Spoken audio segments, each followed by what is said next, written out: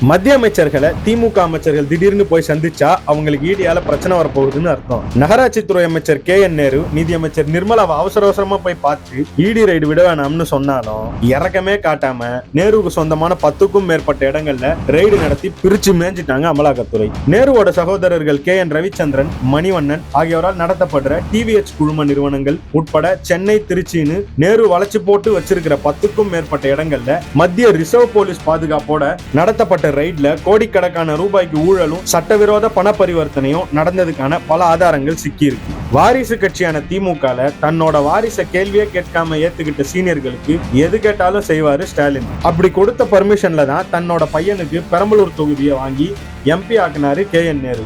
அரசியலை கத்து தந்தவர் கொள்ளையடிக்க கத்து தராம இருப்பாரா என்ன?